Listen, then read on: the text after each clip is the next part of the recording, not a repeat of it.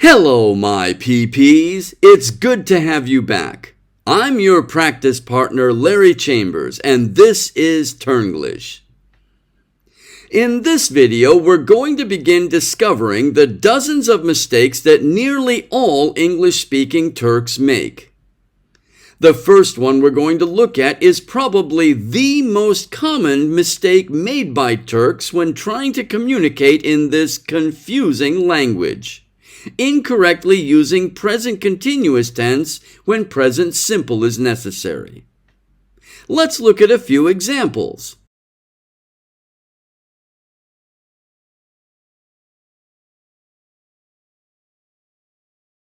In this sentence, the speaker is talking about a habit or regularly repeated action.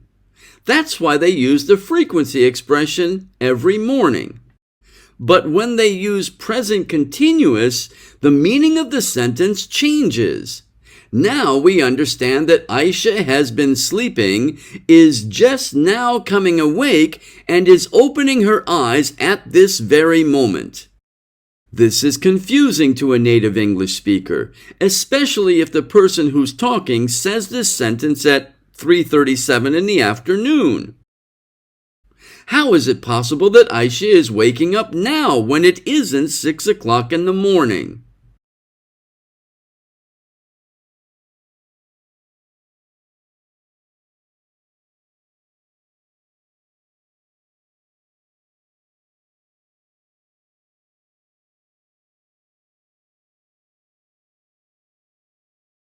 Here, the speaker is stating a scientific fact. This sentence is meant to express a situation that is always, or at least generally, true. But by using present continuous tense, the speaker implies that all water everywhere in the universe is bubbling and giving off steam at this very moment. But approximately 60% of our bodies is made up of water. Is that boiling too? How are we still alive?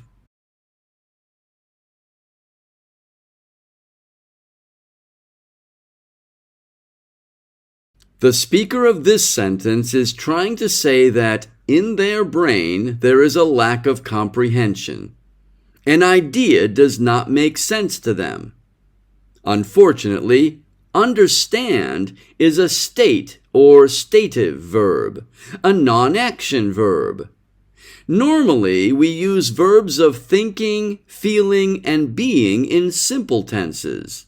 Switching to a continuous tense typically changes the meaning of the sentence and may even make the sentence meaningless. In this case, the idea that doesn't make sense to the speaker is no doubt the rule about using state verbs in simple tenses. And to tell you the truth, I can't blame them. It's kind of an arbitrary and silly rule. But it is a rule, and breaking it will make it difficult for native speakers to understand you.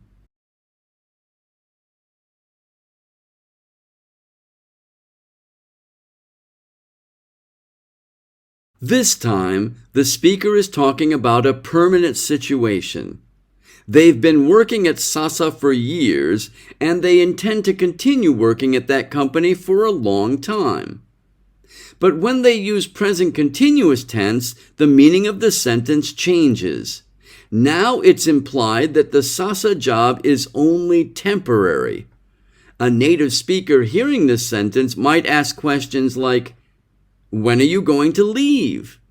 Why are you going to leave? Don't you like working there?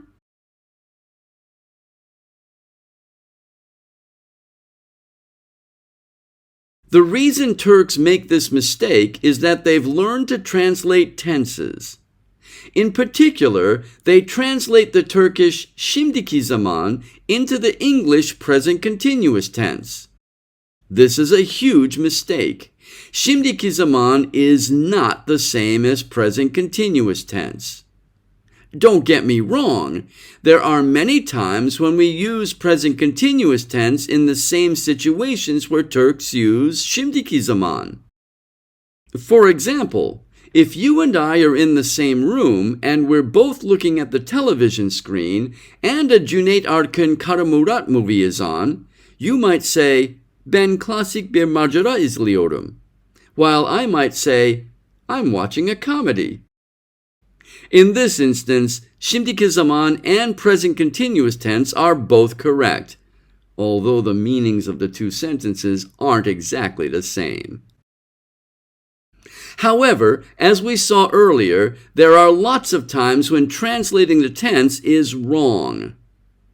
The best you can say is that the English tense that most resembles the Turkish şimdiki zaman is present continuous, but they are not equal.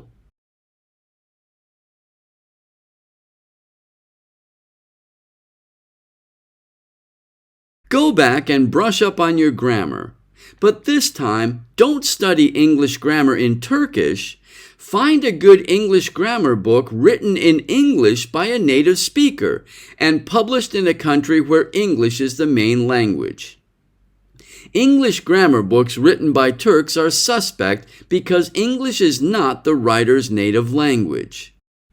Even if the author makes no mistakes, remember that the other people involved in publishing the book, especially the printers, may not be fluent in English.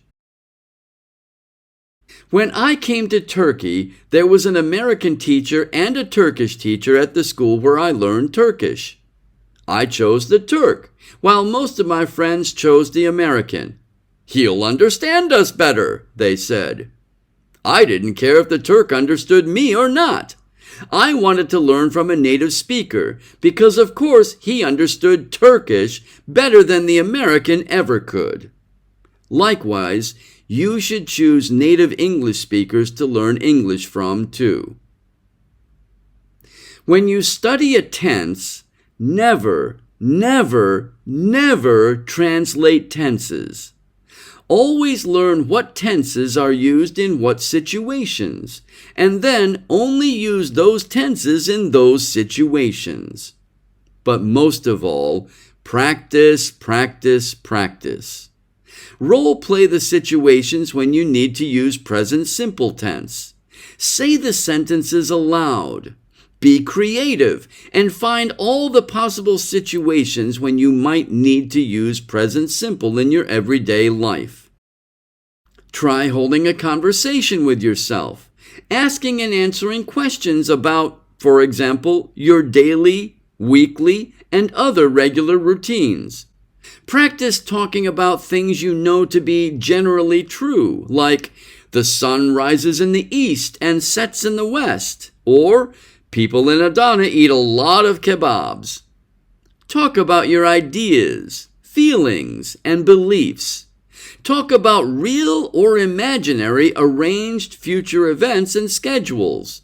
And always compare the way you speak English with the way native speakers speak, and make changes when you notice differences. I hope you benefit from the information in this video. In our next Common Mistakes video, we're going to look at a very common and extremely important verb that Turks often forget to use.